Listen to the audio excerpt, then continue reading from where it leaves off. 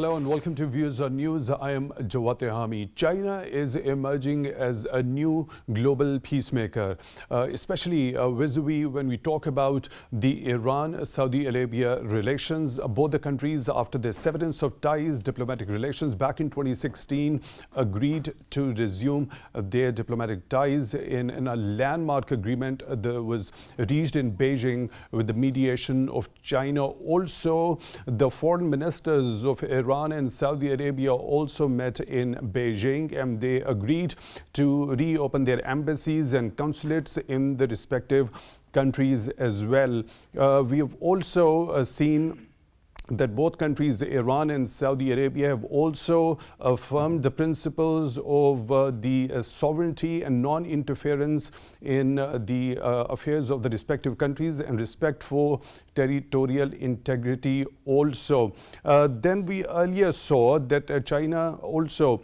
released a 12-point proposal regarding the de-escalation of conflict in Ukraine, to which Russia said many of those points could be taken as the basis for the de-escalation of conflict vis-a-vis Ukraine. Not only this, in a recent development, the Chinese foreign minister has also offered mediation to de-escalate tensions between Israel and Palestinians. And he has said, let me quote, that it's never too late to do the right thing. And he has offered both the foreign ministers of Israel and Palestine to resume the peace talks. Now, what does this particular role of China mean for the U.S. and what is to be learned for the U.S. in this particular initiative, specifically which is focused on de-escalating tensions in various conflicts in the Middle Eastern region by China? We'll be taking all these issues up for discussion in today's show, and for that we are honored to have been joined in the studio by Dr. Naazir Mahmood. He is senior journalist. Dr. Naazir, thank you very much for taking time out. We really appreciate that. We are also honored to have been joined in the studio by Dr. Tughral Yamin. He is senior analyst. Dr. Yamin, thank you very much for your time, also for being with us on Views on News tonight. We really appreciate that. Now, let me begin the discussion with you, Dr. Naazir Mahmood. Now, this particular offer of mediation between Israel and Palestine to de-escalate those tensions, how significant do you think it is? Well, before we talk about this offer to mediate between Israel and Palestine, I think we should also discuss what happened between Saudi Arabia and Iran. Though China has played a very major role in that reconciliation between Saudi Arabia and Iran, the major credit goes to the two parties which are directly involved, that is Iran and Saudi Arabia. Unless those two parties agree, the third party cannot do anything. Right. So, if you apply the same formula to Israel and Palestine, essentially before moving forward, China or any mediator would need a commitment from both the parties that they agree to sit and talk. As of today, I don't see that willingness. Though Palestinians have been very compromising, they have been on the receiving end, but Israel has been playing a very aggressive role and very violent role also, and it has not budged. In fact, it has been intensifying its violence against Palestinians. So, frankly speaking, though the offer from China is significant, but to materialize or to produce any significant result, as I said, the two parties and especially Israel need to show a commitment. Unless they show a commitment, I don't think that China will be able to do much. And Israel, why I say that Israel will not be doing that, I have a hunch that they won't accept. Why? Because as we know that Israel is under the umbrella of the US, and under no circumstances the US would like Chinese meddling in an affair in which Israel is involved. So, and then I don't think Israel is strong enough to stand up to US and deviate from US dictations. Saudi Arabia could do it. Why Saudi Arabia could do it? Because as we see that in the past 70 years, Saudi Arabia and other Gulf states also, they have been also under the umbrella of the US. They have been major allies of the US, But lately, especially the Crown Prince Mohammed bin Salman, he has shown extraordinary courage and resilience and assertiveness in, I will go so far to say that, defying America. So this, the primary credit to this, for this, goes to Saudi Arabia, and that commitment that Saudi Arabia has shown, I don't see any time soon coming from Israel. But this particular encouragement towards both the countries by China is significant enough. But that is a step in the right direction to de-escalate the situation. Especially, we have seen the pattern since the last peace talks between the two happened back in 2014, and ever since we have seen that very pattern of that escalation, especially during the holy month of Ramadan between the two also. Yes, but we also should keep in mind that, you know, the talks between Palestinian and Israel, the other countries quite recently in Sharm el-Sheikh, Egypt has tried, Jordan has tried, the US has tried. So the recent talks that were held, in which 5 countries were involved, but they could not move forward. Why? Essentially because of the this reluctance of Israel to change its violence policy towards Palestine. Israel doesn't want any solution, two-nation solution, which is probably the only solution of this issue. So if Egypt fails, Jordan fails, the US fails, I don't see much hope from Chinese offer. Though Chinese offer is significant, it is well intentioned, and ideally both Palestinians and Israel should listen to this offer and accept this offer of mediation and sit together. Right. But I don't see that positively coming from Israel. Right. Dr. Yamin, your take and your understanding of this particular offer, given that very recent development regarding the restoration of diplomatic relations between Iran and Saudi Arabia. The severance of relationship happened back in 2016, and this Chinese mediation led to that very agreement of the restoration of diplomatic relations. Also, the King of Saudi Arabia has also offered the Iranian president to visit Saudi Arabia. Likewise, similar offer has been made by Iranian president to the Saudi king also. So given that particular development and the kind of success Chinese diplomacy and mediation have had from that, do you see this particular offer of mediation between Israel and Palestine to be a sincere one, and it being a very significant that might have long-term positive impact? 2 or 3 things to this. Yes, it's a significant offer. Yes, it's a sincere offer, but it's not an easy thing to do diplomatically. As my colleague just said, that Israel in no way is amenable to any solution of peace in the region. The Palestinians, the Arabs have come down several notches. They have been earlier saying that they do not accept Israel. Now they accept Israel. The only thing that they say now is the 2-state solution, that the Palestinians should be allowed to have their independent state. But as we have seen this Ramzan, and we have seen it earlier also in past few years, that the Israelis are very hawkish, they are very roguish. They storm into the Al-Aqsa Mosque. They go on a brutal spree of bashing up the people who are praying, and they are in no way to give ground. And unfortunately, the fault lies with us also, the Muslims and the Arabs also. We have not been sincere to the Palestinians. Pakistan, despite its very diminished role, have been trying to raise this issue in OIC, but these are issues which should actually require greater debate and discussion at the UN level. This hasn't happened.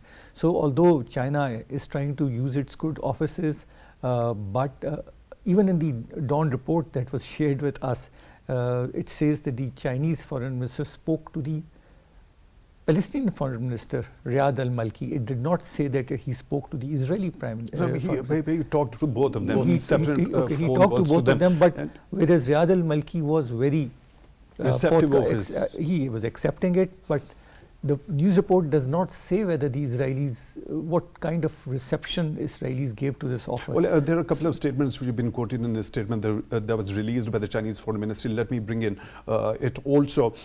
When Chinese Foreign Minister gave that very offer, the Israeli Foreign Minister, Mr. Eli Cohen, he expressed his commitment to de-escalate the situation, but at the same time said that the problem appeared to be difficult to be resolved in the short term. So what does it mean? De-escalation, yes, the kind of violence that is taking place in Palestine, he might de-escalate it, but he he did not say that it's a conflict that will be resolved. He did not offer that. It's not in the interest of the Israelis to resolve the issue. They would like to brutally kill the Palestinians. They have been doing it, I think, out of proportion. The way they have been using the force, it is out of proportion. And they are in no way, the Arabs do not support Palestinians the way they should be supporting them. Despite the fact that, as my colleague mentioned, that MBS has been showing a lot of courage or defiance in face of the Americans. But no, they have not been able to tell the Americans that they should tell their ally, their principal ally in Middle East, to stop it. This is inhuman what is happening in Palestine. Inhuman, brutal, it cannot be justified. The way they are killing people, the way they are brutalizing people, the way they are traumatizing the people. So if they have a free hand, if the Arabs don't say anything, if the Americans don't say anything, they do not prevent them. If the radical Zionists can enter the Al-Aqsa Mosque blatantly, so what's there to protect the Palestinians? I don't say anything. I don't see any reason that the Israelis should in any way be talking to the Palestinians under any framework, whether it's a Chinese, whether it's American. Yes, American maybe. If the Americans say, okay, buddies, now start talking, they would start talking. But Chinese, okay.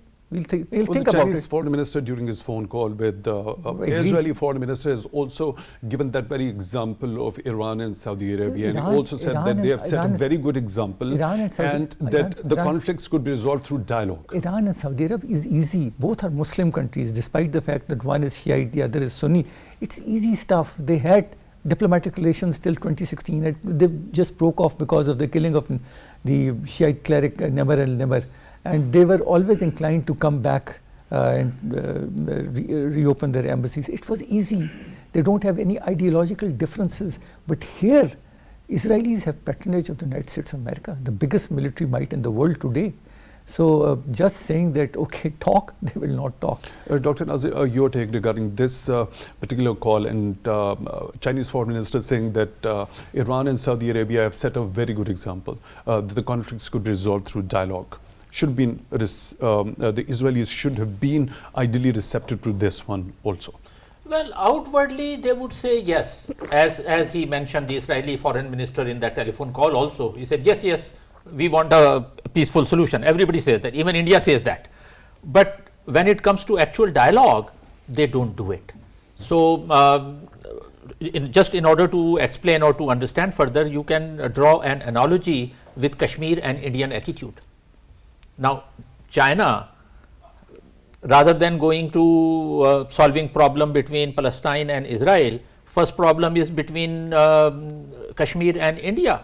But that would not happen. Why it would not happen? Because India, just like Israel, India is not willing to negotiate, not willing to change its aggressive and violent policy. In fact, India is following in the footsteps of Israel. Whatever Israel has been doing, targeting Muslims, entering mosques, killing, disappearing, all these things that Israel has been doing for 70 years, now under the Modi government, India is doing. That makes me curious about China's interest. Of course, they make the calculated moves. Of course, if they have offered this sort of a mediation between Israel and Palestine, knowing the fact that this is not going to be an easy thing to do, but despite that they've done it, I mean, there must be something going on at the back of their minds that there could be a possibility of de-escalation of situation, and through dialogue something substantial could be achieved, as has been achieved in the case of Saudi Arabia and Iran. Well, ideally yes. Chinese offer to mediate is well-intentioned, it is sincere, and it is need of the hour. There are no two questions about this. You know, Chinese, we cannot doubt Chinese intention. This is called for. This is needed. Somebody should come and solve the problem. But again, saying the same thing, that China, despite Chinese willingness for any such mediation to move forward, willingness from the aggressor to talk, talk about Ukraine and Russia. Russia is aggressor. Now, why would Russia negotiate? It's not ready, continuing with its attacks.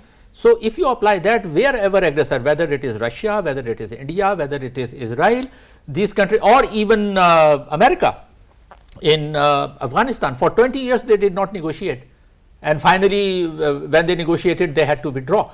So, what that shows, essentially for any mediation to move forward and produce positive results, the aggressor party should be able to show some flexibility. Okay, which Israel, and then mind you, Israeli government right now under once again under Netanyahu is one of the most right-wing, conservative and anti-Palestine. Though Netanyahu has been ruling for, he ruled for 12 years previously also, and he once again he has resumed his office, but this time around his allies are extremists, Zionists. So, this government, Israeli government, I think is the most right-wing government in decades. So, I do not think that Israel in any way will be willing to negotiate, or because in negotiation is always give and take, just like Saudi Arabia and Iran, they agreed to give and take. For example, they agreed to de-escalate their involvement in Yamin, which was a major bone of contention. So, this for de-escalation there should be some give and take, and Israel, as if history is any guide, Israel does not believe in give and take, it only believes in take and take, And especially given the circumstances when the current Prime Minister Benjamin Netanyahu is continuously adamant of expanding those settlements in the West Bank, yes, which are considered illegal in the international law and by majority of the members of the international community also. Yes, and it's not the first time. If you remember 1978 Camp David, which people were very hopeful. I remember I was a teenager at that time. 1978 Camp David. At that, Jimmy Carter was the president of America. Everybody was so hopeful. Yasser Arafat and Menachem Begin, they signed the agreement. But what happened after 4 years? 1978, if I am not mistaken, 78, right? Camp David, 1978. And after that, after 4 years, in 1982, new Prime Minister Ariel Sharon, he attacked Sabra and Shatila camps, so nullifying the Camp David agreement. So, that those things happen. So, Israel is, unless Israel changes its policy, I do not think that Chinese offer is going to help in any way. Right, Dr. Yamin, there is another concern that has been raised by the Israeli foreign minister during his phone conversation with the Chinese foreign minister about Iran's nuclear program. And he has said that we consider it a threat, that Iran might be obtaining nuclear programs, which have the Iranian authorities have repeatedly said that this nuclear program is for the peaceful purposes. So only now, when given the fact that China happens to be the part of JCPOA, so can these concerns be taken up by China? And also that kind of trust be built by Chinese among the Israeli officials. Look, the Iranians don't want to obtain the nuclear weapon, and they're vying for this nuclear program for peaceful purposes, and it could help also to revive the stalled talks regarding the JCPOA. The JCPOA came to a standstill not because the Iranians were unwilling to talk or unwilling to stop their program. They had already agreed to all the very stringent requirements from them, that they would not enrich their uranium beyond 3%, or they will stop thousands of their centrifuges. It stopped because Mr. Trump, on the behest of Israel, said that no, we are not going to go ahead with this program because eventually the Iranians will have the nuclear weapons. He might be right, because this JCPOA only retarded the Iranian progress towards an atomic weapon by, say, 12 years, 13 years, 14 years, or 15 years. The breakout time was delayed. Okay, so the Americans walked off without any legitimate reason. And Biden is walking in the same footsteps. It was Obama only who wanted zero nuclear, and he had promised it in his famous Poland speech also, although I really don't trust him also. They are all made of the same clay. But it was the Americans who walked out, and the Iranians were giving enough promises that they would not make a nuclear weapon. Whether they keep their promises or not, I am not sure. But they were saying that we are not going to make a bomb, and we will do what we have promised, release our money, give us the spare parts for our aircraft and other things, make us part of the international system. But the Americans and Israelis, they didn't want that. So yes, Israelis will bring this up on every platform, that we are apprehensive of the Iranian program. What can the Iranians say? They will say, okay, if you are not happy with our promises, then we will go ahead with what we are doing. So I don't think Mr. Cohen's reservations about Iranian program would hold any water. Chinese might at some occasion tell their Iranian counterparts, this is what the Israelis are thinking, but I also know what the Iranians are going to tell them.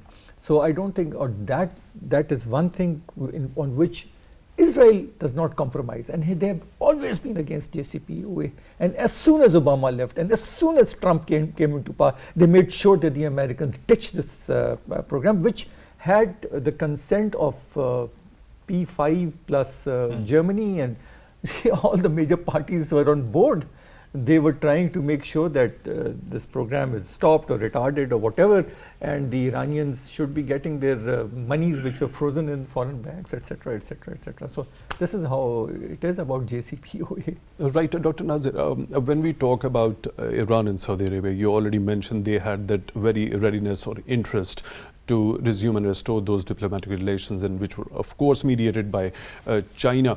Of course, if we take a broader look of what interests of Iran and Saudi Arabia after this restoration of diplomatic relations with Chinese mediation happen to be, there is economic difficulty for Iran, the sanctions, international isolation. Of course, it wants to revive its economy. When we talk about Saudi interests, it wants to focus on domestic development and also move far away from more dependency on oil and diversify its economy, also focus on the Development 2030 agenda. Likewise, security concerns of the Chinese also vis-a-vis Middle East, the secure energy supplies.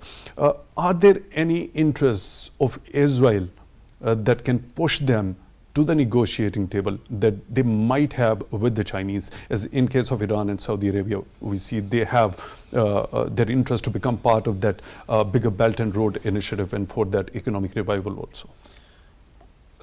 Israel's interest, more than Israel, this is in American interest to continue with, though America outwardly also shows that it is interested in peace in the Middle East.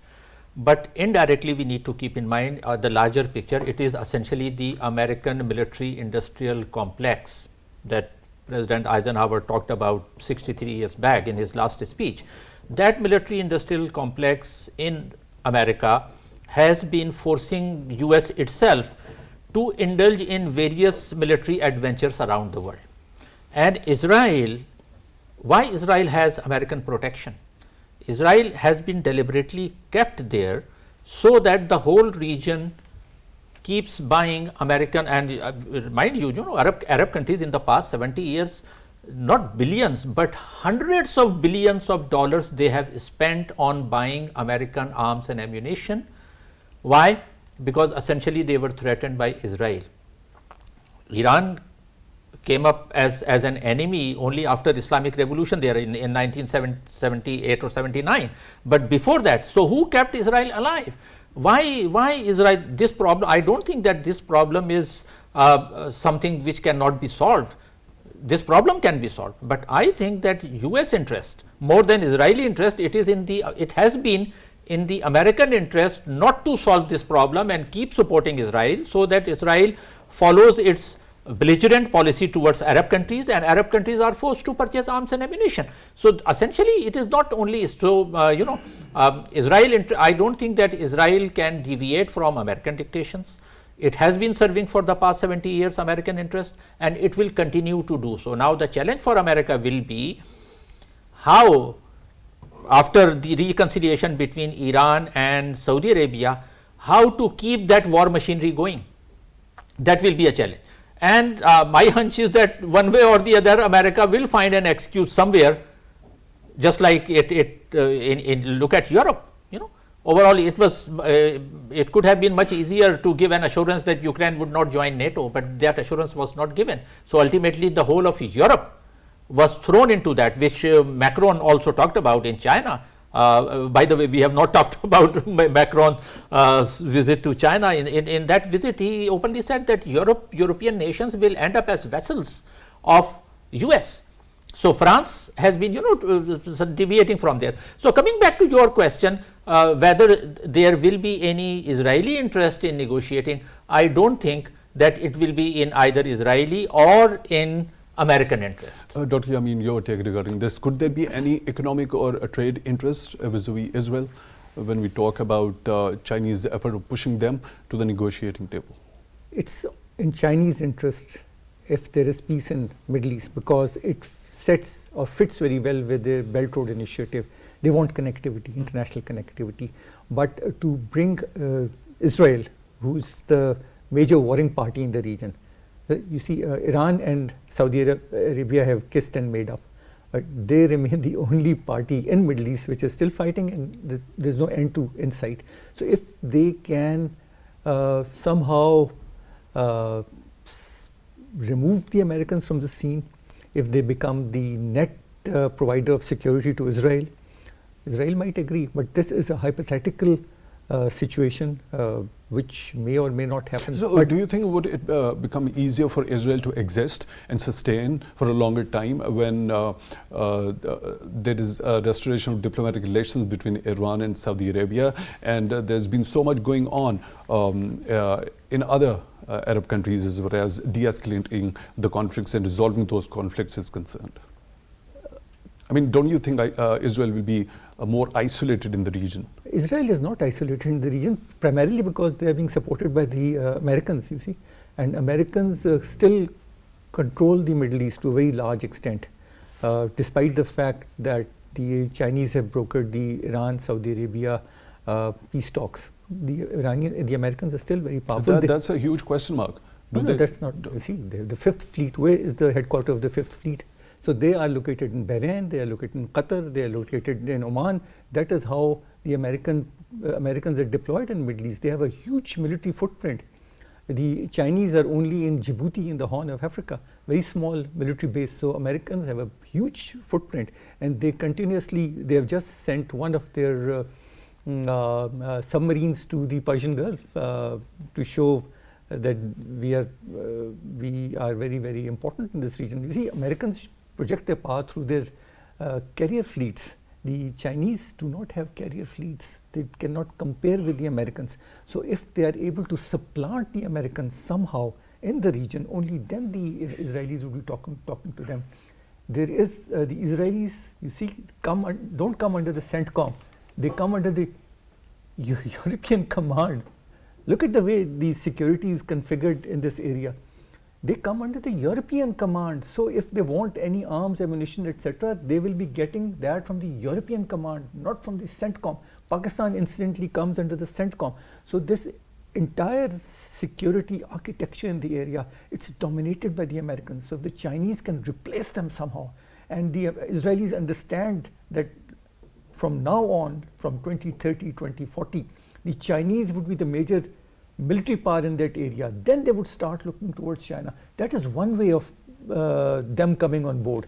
Otherwise, I don't feel that the Israelis have any compulsions to take up on this offer. They will say that yes, it's a good offer, but they will not accept it because it is not in their interest, it's not in the Americans' interest. They would like to keep the pot boiling. The Chinese, on the other hand, would like peace in this area because the BRI which depends on peace and stability in the region and internationally. Dr. Yamin, there is a statement by Israeli Prime Minister Benjamin Netanyahu who says that normalizing relations with Saudi Arabia would be a great leap on the way to ending the Arab-Israeli conflict.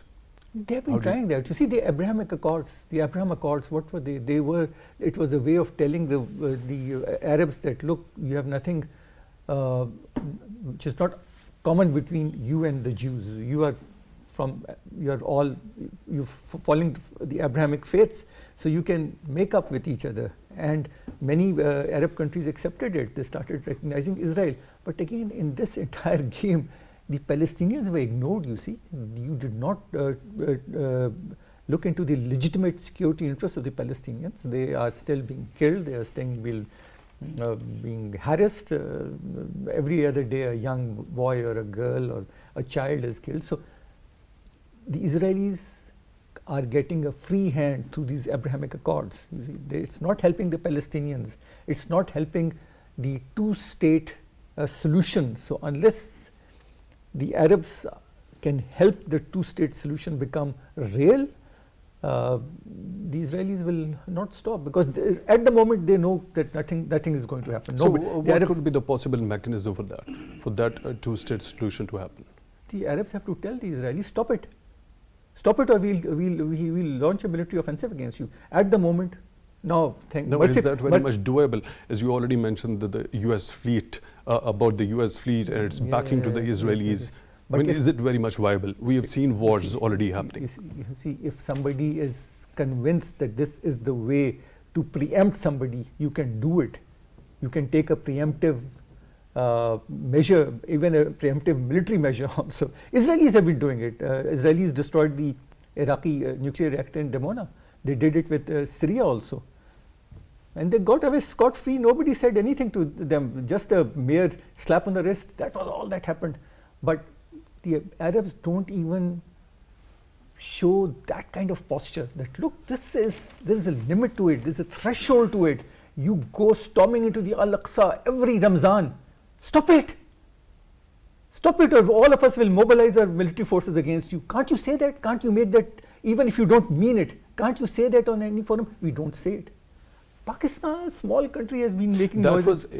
Dr. Yamin, that was exactly my question. I mean, if the Arabs become united, and after especially the restoration of ties between Iran and Saudi Arabia, and so much happening vis-a-vis Yemen, Syria, and other countries, also Bahrain and Qatar also, so there might be a united front when it comes to the Arab countries over here in the region. So won't it isolate as well? And in that sort of situation, it would become easier for the Arab countries to convey that very message to Israelis to stop their atrocities in Palestine. Tehami, there are two blocks. One is the Arab League, okay, and the other is the OIC, which is a non-Arab bloc but a Muslim bloc. The OIC is dysfunctional because so far Iran and Saudi Arabia had not been on talking terms, and Iran has a very, very clear-cut policy about Israel. They are against Israel because of various reasons. Arabs are not against Israel anymore. They want some kind of rapprochement because they think that this has been going on for very long. So unless there is a joint policy at the OIC level, unless the Iranians become a very, very proactive member of the OIC. Currently, they are not even contributing towards the OIC. They are not the member of the Arab League. You see, the Persians don't have a separate bloc for themselves. The OIC is the only place where they and Saudi Arabia or other Muslim countries can sit together. So, unless the Muslim countries, and why did the OIC come into being? It was because the Al-Aqsa was burned in 1968. The arson that took place after the Israelis had occupied it and they burned the Al-Aqsa, then the OIC came into being. You see, so if we are united, not for fighting, but for bringing about a resolution, then yes, something can happen. But so these are two different things. Either telling them in strongest terms that stop doing this, what you are doing in Palestine, and also telling them that we can collectively invade as well. See, and then with that very backing of the US, let me take Dr. Naazir on this. There are many things that you can do. Short of actual war, you can impose sanctions, economic sanctions, diplomatic sanctions. You can isolate Israel. Wasn't South Africa isolated by the world? That's exactly the point. Dr. Naazir, after this restoration of diplomatic relation between Iran and Saudi Arabia, much going on in Middle East, as far as Syria is concerned, Yemen is concerned, Qatar and Bahrain are concerned, don't you think there would be more isolation Israel would be facing in the future? No matter how much backing by the US has got. Israel will not be isolated. Israel in no way. Why? Number one, Israel is a very strong military power. Israel has relations with most of many Muslim countries. It has diplomatic relations. So Israel is not in a danger of annihilation. even if all 55 Muslim countries threatened, well, Arab countries have tried earlier. They tried in 1948, then they tried in 1967, then they tried in 1973. So that's not pretty much doable. That's not pretty much doable because Israel is an atomic power, though undeclared, but it has full capability of producing very quickly. So atomic how bomb. to form a united front when we talk about the Arab countries to impress upon? It has got friends within Arab countries. Could that friendship or through diplomacy could it be impressed upon Israel to stop its atrocities in Palestine? There is no military solution. Not only Arabs, but even if all 55 Muslim countries unite together, they will not be able to militarily defeat Israel, including Pakistan. Pakistan has an atomic bomb. If Pakistan could do it, it could have done. It won't, right? So, and it should not. Why? Because essentially it is an Arab problem. So now coming back to this, what is the solution? The solution is only diplomatic. There is no military solution to it. With that Abrahamic Accord, what America and Israel wanted, they wanted to form a bloc, normalized relationship with Arab countries against Israel and against China. What against China? The Abrahamic relation. Why America and Israel were interested in those Abrahamic relations, Abrahamic Accords, with which they normalized relations with UAE and some other, with Bahrain also and with Oman, because their target was what they were thinking. They were thinking that, you know, with this bloc together, there will be American tutelage of this group that will be not with the side of China and against Iran. That's what their plan. Now MBS has upended the chessboard. The plan that don't you think this particular statement by Israeli Prime Minister, the disagreement when he talks about normalizing relations with Saudi Arabia, he says this agreement could have monumental consequences, historic consequences for both Israel, for Saudi Arabia and for the region and for the world. Doesn't this statement depict that Israel, after this particular restoration of diplomatic relations between Iran and Saudi Arabia, has gone a little on the back foot? I don't think so. They will continue with their aggressive policy. They will try to normalize the relationship with Saudi Arabia so that once again Saudi Arabia comes in under American camp, and once again they will try to isolate Iran. They will not accept America and Israel. They will not accept Iran or China as their friends anytime soon. So that means my conclusion is that both America and Israel, why I am combining these two, because they go hand in hand. They don't have separate policies. And both of them have right now a single point agenda, and that single point agenda is to corner other countries like China, Russia, Iran. That's what has been American policy for many, many decades now, and I don't foresee any major change in that, though as Dr. Tughral also pointed out, China has emerged as a major economic power. Let me give you one interesting piece of information. Why I am saying that China has become. In 1960, America produced 40% of world GDP. 1960. Now it is down to 25%. In 1960, China produced 4% of the world GDP. Now it produces around 18 or 19%. So what that means? That means from 5% to around 20% China has increased, and American economic influence has decreased. And that is the ground on which China is also trying to emerge as a major, as you said, peacemaker, a military power. But before that, they established an economic base. Doesn't that show that there was a vacuum left in the Middle East and its affairs, that China took that very opportunity? Oh, yes. It got that very success in the case of Iran and Saudi Arabia.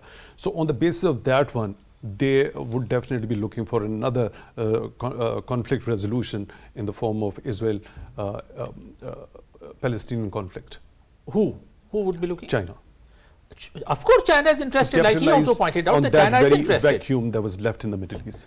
So that vacuum very much establishes the fact that there was vacuum left in the Middle East with less focus of the US in this particular region, because its focus has been shifting towards East Asia, and especially on containing China in the East Asia?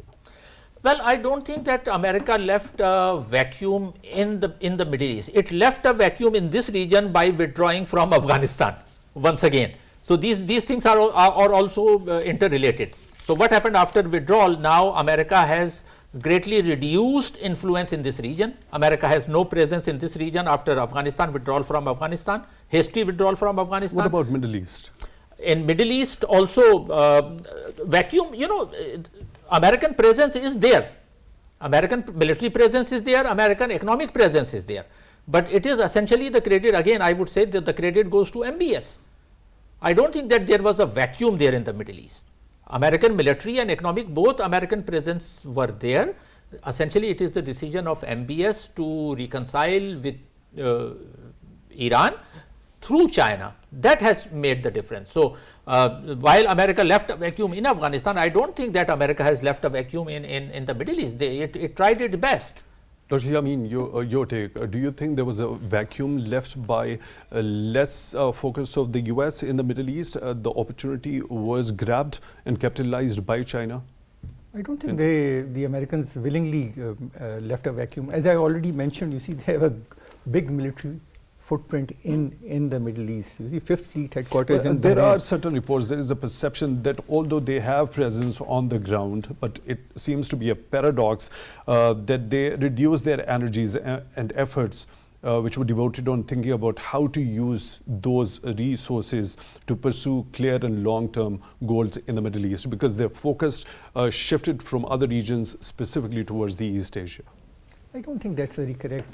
The Americans will not withdraw in the short term. They have a huge military presence. They are still controlling Aramco. Aramco is still Aramco. The Saudi oil industry, they still have American influence over there. There's still American engineers, everybody. There's still American diplomats are very active. The only thing which has happened here is that the Americans got a bloody nose and they withdrew from Afghanistan. And even then they've been carrying out drone strikes inside Afghanistan. They have they killed Ayman al-Zawahiri. So they must be having some military bases in the vicinity in Central Asia or other places. So they have not withdrawn. They will not willingly withdraw. They do not want to give up their preeminent position in the world. They will not stop containing China. They are doing it very actively in Southeast Asia. But here also they are now worried, because Chinese are making inroads. So they will try their best that the Chinese do not get an upper hand diplomatically in the Middle East. Middle East is still oil rich. You see, you cannot, the world is still dependent on fossil fuels, despite the fact that there's a lot of diversification even in the Middle East on alternate means of energy, but it is still the major means of energy. So they're not going to give up. And Chinese will try their best to replace the Americans, but it will take time because they are not a big military power. Then there are other things like the microchips, etc. That is becoming a strategic asset. So Taiwan produces a lot of microchips. China produces a lot. So this rivalry is moving into other areas also. But Middle East continues to remain very, very important, and America is not going to loosen its grip on this vital region. Right, Dr. Tughral, Yamin, senior analyst, thank you very much for being with us on the show. Dr. Naazir Mahmood, senior journalist, thank you very much for your time also, for being with us on Views on News tonight. We really appreciate that. With that, we come to the end of today's show. Till the next one, take good care of yourselves.